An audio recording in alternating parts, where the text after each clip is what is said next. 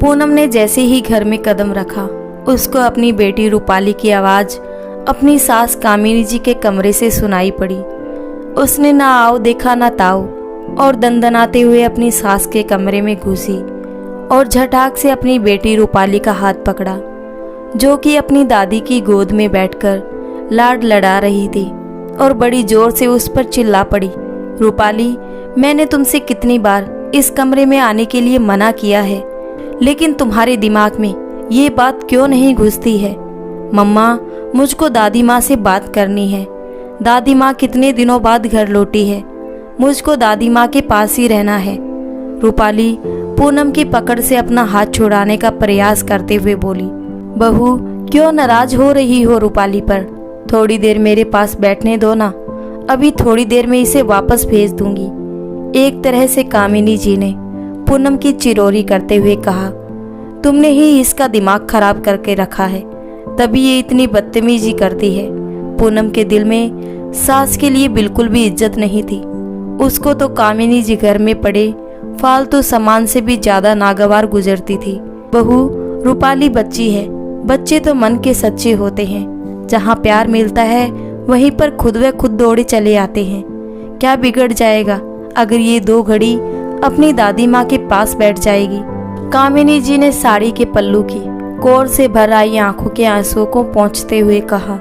रूपाली कसकर कामिनी जी से चिपक गई कि कहीं उसकी माँ उसको वापस ना ले जाए। लगता है रूपाली, तू ऐसे नहीं मानेगी। इतना कहते ही पूनम ने तड़ाक से एक थप्पड़ उसके गाल पर जड़ दिया और फिर उसका हाथ पकड़कर उसको लगभग घसीटते हुए अपने कमरे में लेकर चली गई। पूनम तो रूपाली को लेकर चली गई, लेकिन कामिनी जी का दिल रूपाली की दर्द भरी आवाज सुनकर जार जार रो पड़ा। कितना प्यार करती थी रूपाली उनको, और वो रूपाली को। आखिर दादी पोती का रिश्ता होता ही तो बड़ा प्यारा है। लेकिन पूनम को ना तो कामिनी जी की भावनाओं से कुछ लेना देना था और ना ही रूपाली की भावनाओं से। कितना मना करती थी कामिनी जी रूपाली को उनके पास आने के लिए, लेकिन रूपाली मानती ही नहीं। जहाँ जरा सा भी मौका पाती झट से कामिनी जी के कमरे में चली आती। इस समय भी पूनम बाजार गई हुई थी और कामिनी जी आज ही तीर्थ स्थान से 12 दिनों के बाद वापस लौटकर आई थी। और जब वो लौटी तब रूपाली स्कूल गई हुई थी, और जब वह स्कूल से वापस आई तो कामिनी जी के कमरे का दरवाजा खुला देखकर झट से आकर उनकी गोद में बैठ गई। कामिनी जी ने पूनम को घर से बाहर जाते हुए देखा था तो वह निश्चित थी, इसलिए वो रूपाली को गोद में बैठाकर दुलारने लगी कि तभी पूनम बाजार से लौटकर वापस आ गई और उसका सारा गुस्सा रूपाली और कामिनी जी पर उतर गया। कामिनी जी अपनी आंखों में आंसू लिए हुए पोती की सिस्कारियों को सुन रही थी। क्या हुआ अगर सगी पोती नहीं है, लेकिन माना तो मैंने उसको सगी से भी बढ़कर है। यही सब सोचते सोचते वो अतीत की ओर मुड़ गई। कामिनी जी ने अपने बेटे रवि का विवाह बहुत ही खुशी के साथ किया था और बहू नीलम आई थी, बहुत ही सुशील और संस्कारी। नीलम का चेहरा देखकर कामिनी जी फूली नहीं समाती, और नीलम भी हर समय कामिनी जी के आगे पीछे मम्मी मम्मी करते हुए घूमती रहती। रवि को भी बहुत संतुष्टि थी कि चलो माँ को मान सम्मान देने वाली बहू आ गई। बहुत ही जल्द नीलम ने माँ बनने की खुशखबरी सुना दी। अब तो कामिनी जी और रवि की खुशियों को 4 चांद लग गए। वे दोनों ही नीलम का बहुत ख्याल रखते थे, लेकिन कहते हैं ना कि कभी कभी खुशियों पर ग्रहण भी लग जाता है। एक दिन कामिनी जी और रवि बैंक गए हुए थे। नीलम तब थोड़ा बहुत काम कर रही थी, जबकि कामिनी जी उसको मना करके गई थी, लेकिन नीलम उस हिदायत को अनसुना करके काम में लग गई। और जैसे ही वो रसोई से बाहर निकली, उसका पैर किसी चीज में उलझ गया और वो पेट के बल गिर पड़ी। असहनीय सी पीड़ा उसके शरीर में दौड़ गई, और तभी कामिनी जी और रवि ने घर के अंदर कदम रखा। कामिनी जी और रवि तो नीलम की हालत देखकर एकदम से घबरा उठे। रवि ने उल्टे पैर नीलम को गाड़ी में डाला और कामिनी जी के साथ झट से अस्पताल की ओर दौड़ पड़ा। लेकिन प्रकृति की विडंबना कुछ ऐसी रही कि नीलम और बच्चे दोनों को ही नहीं बचाया जा सका। अब तो कामिनी जी और रवि दोनों पर ही दुखों का पहाड़ टूट पड़ा था। हंसता मुस्कुराता परिवार पूरी तरह से मायूसी में डूब गया। ना किसी को खाने की फिक्र, ना पीने की। ऐसे समय में कामिनी जी की एक दूर के रिश्ते की बहन रवि के लिए पूनम का रिश्ता लेकर आई। पूनम उनकी जेठानी की बहन की बेटी थी। उसके पति ने उसको छोड़ दिया था। उसकी गोद में 2.5 साल की बेटी रूपाली थी। कामिनी जी ने बहुत सोचा, लेकिन फिर रवि के साथ मिलकर विचार किया कि चलो रूपाली को पिता का प्यार रवि से मिल जाएगा। हालांकि अभी रवि नीलम की यादों से बाहर नहीं निकल पाया था, लेकिन फिर भी कामिनी जी का मन देखकर तैयार हो गया और फिर मंदिर में एक साधारण समारोह में दोनों की शादी संपन्न हो गई। कामिनी जी के घर में खुशियों ने फिर से एक बार दस्तक दे दी और रवि ने भी खुशी खुशी रूपाली को अपना लिया। रूपाली दिन भर घर में पायल पहनकर चहकती रहती। कामिनी जी को तो जैसे प्राण ही मिल गए, क्योंकि उनको अपनी कोई बेटी नहीं थी। समय के साथ शुरू में तो 2-3 साल तो पूनम का व्यवहार सही रहा, लेकिन धीरे धीरे उसकी आंखों में कामिनी जी तिनके के समान चुभने लगी। कामिनी जी जो कुछ भी कहती वो उसका उल्टा ही करती। अगर रवि कामिनी जी के साथ उठता बैठता तो वो भी उसको फूटी आंख नहीं सुहाता। रूपाली को तो कामिनी जी के पास वो जाने ही नहीं देती, लेकिन बच्चे तो प्यार के भूखे होते हैं। रूपाली पूनम की बातों को अनसुना करके कामिनी जी के कमरे में भाग जाती। रवि के मना करने के बावजूद भी पूनम ने लड़ झगड़ कर अपनी रसोई अलग कर ली।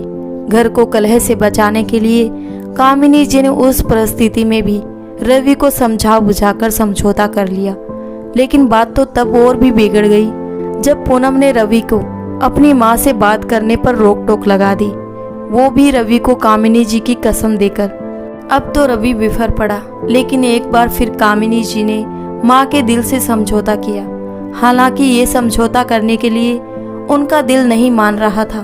भला एक माँ अपने बच्चे से बात किए बिना कहाँ रह सकती है, लेकिन बेटे के सुखी जीवन की खातिर उन्होंने अपने कलेजे पर बहुत बड़ा पत्थर रख लिया। अब तो कामिनी जी अपने कमरे से बहुत ही कम बाहर निकलती, बस रवि को कमरे की खिड़की से आंखों में आंसू भरकर चुपचाप निहार लेती, क्योंकि वो बेटे बहू के बीच कलह का कारण जो बनना नहीं चाहती थी। लेकिन रूपाली को तो कोई भी नहीं रोक सकता था। वो तो बस झट से मौका पाते ही कामिनी जी के कमरे में घुस जाती।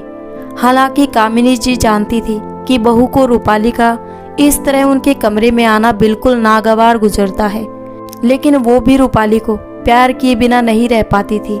आखिर जब वो इस घर में आई तो सबसे ज्यादा प्यार उसको कामिनी जी ने ही दिया, लेकिन पूनम ने उस एहसान को भी बिल्कुल ही दरकिनार कर दिया। अचानक रवि की आवाज से कामिनी जी की तंद्रा भंग हुई।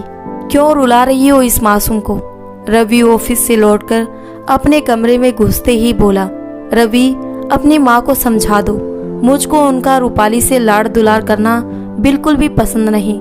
पूनम लगभग चीखते हुए बोली, पूनम आखिर क्या बिगाड़ा है तुम्हारा मम्मी ने? अगर वो जरा सा रूपाली से प्यार कर लेती है तो कुछ बिगड़ तो नहीं जाएगा, और फिर रूपाली उनकी पोती है। रवि ने पूनम को समझाते हुए कहा, नहीं रवि, रूपाली उनकी पोती नहीं, मेरी बेटी है और उसके ऊपर मेरा पूरा हक है। मैं जो कहूँगी रूपाली वही करेगी, पूनम ने चिढ़ते हुए कहा।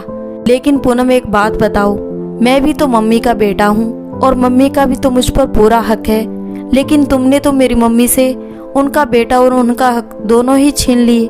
तुम क्या समझती हो कि मैं ये सब तुम्हारा किया धरा खुशी खुशी बर्दाश्त कर रहा हूँ? पूनम एक बात याद रखना, आज तुमने मेरी मम्मी से उनका बेटा छीना है, कल को कहीं ऐसा ना हो कि भगवान तुमसे तुम्हारी बेटी को छीन ले। मुझको ये सब कहते हुए बिल्कुल भी अच्छा नहीं लग रहा है, क्योंकि रूपाली मेरी भी बेटी है। लेकिन एक बात तो तय है, इंसान जैसा बीज बोता है उसको वैसा ही फल मिलता है। मैं कैसे अपनी माँ से बात किए बिना रह पाता हूँ मैं ही जानता हूँ। जब वो चुपके से मुझको खिड़की से निहारती है तो जी करता है कि फिर से नन्हा बच्चा बनकर दौड़कर उनके गले से लिपट जाऊं। लेकिन इधर तुम्हारी कसम ने और उधर मम्मी ने तुम्हारे सुख की खातिर अपनी कसम देकर मेरे हाथ पांव बांध दिए। फिर भी मुझको इतना तो विश्वास है कि भगवान एक दिन इसका हिसाब तुमसे जरूर लेगा। तुमको तो मम्मी का शुक्रगुजार होना चाहिए कि उन्हीं की जिद की वजह से तुम इस घर में हो, वरना मैं तो नीलम के अलावा किसी और के बारे में सोच भी नहीं सकता था। इतना कहकर रवि एकदम से छोटे बच्चे के समान बिलक बिलक कर रो उठा। प्लीज रवि, रूपाली की मुझसे दूर जाने की बात ना करो, मैं तो सचमुच मर ही जाऊंगी। रवि की बातों से पूनम घबरा उठी और उसका ठंड के मौसम में भी माथे पर पसीना झलक आया। क्यों पूनम, जब बात अपने मातृत्व पर आई तो तुम भी बिलक पड़ी, लेकिन मेरी मम्मी भी तो मेरे बिना तिल तिल कर मर रही है, आखिर इसका क्या कसूर। कई महीनों से अंदर दबा रवि के मन का घबार आज फूट फूट कर बाहर निकल रहा था। सॉरी रवि, मुझको माफ कर दो, मैं सचमुच एक माँ का दिल दुखाकर बहुत बड़ा पाप किया है, लेकिन मैं मम्मी जी से हाथ जोड़कर माफ़ी मांगूंगी। वो बहुत समझदार है, देखना वो मुझको ज़रूर माफ़ कर देगी। मैं अपनी बेटी को बिल्कुल भी नहीं खोना चाहती। इतना कहकर पूनम कामिनी जी से माफ़ी मांगने के लिए उठ खड़ी हुई। रवि पूनम का व्यवहार देखकर पहले तो आश्चर्यचकित रह गया, लेकिन फिर उसने एक लंबी सी ठंडी सांस भरी। पूनम ने रूपाली का हाथ पकड़ा और कामिनी जी के कमरे में पहुंच गई। कामिनी जी को सचमुच बड़ा आश्चर्य हुआ कि आखिर ये क्या माजरा है, लेकिन फिर वो पूनम की अगली प्रक्रिया का इंतजार करने लगी। मम्मी जी, मुझको माफ़ कर दीजिए, मुझको पता है कि आपका दिल बहुत बड़ा है। मैंने आपको आपके बेटे से दूर करके बहुत बड़ा पाप किया है, लेकिन अब आप अपने बेटे और पोती से बिल्कुल भी दूर नहीं रहेगी। आज से हम सबका खाना भी एक साथ एक ही रसोई में बनेगा। पूनम कामिनी जी के पैर को पकड़कर बैठ गई। उठो पूनम, तुमको अपनी गलती का एहसास हो गया, यही हमारे लिए बहुत है। सुबह का भूला अगर शाम को घर लौट आई तो उसे भूला नहीं कहते। कामिनी जी ने अपने निर्मल स्वभाव के अनुसार उसको उठाकर अपने गले से लगा लिया। मम्मी जी, आप सचमुच बहुत महान हैं। आपने एक भी पल गंवाए बिना मेरी गलतियों को माफ़ कर दिया। पूनम तो अब रो ही उठी। पूनम बेटा, अब उठो और मुस्कुराओ। रवि को चाय बना कर दो, उसको ऑफिस से आए काफ़ी देर हो गई है। कामिनी जी ने पूनम के सर पर हाथ रखते हुए कहा, अरे भाई देखो, मैं ना खुद ही सबके लिए चाय बना लाया और आज बहुत दिनों के बाद सब लोग एक साथ बैठकर चाय पियेंगे। रवि हाथ में चाय की ट्रे लेकर अंदर कमरे में दाखिल हुआ। अरे रवि, तुम चाय बना लाए? पूनम चौंक कर बोली।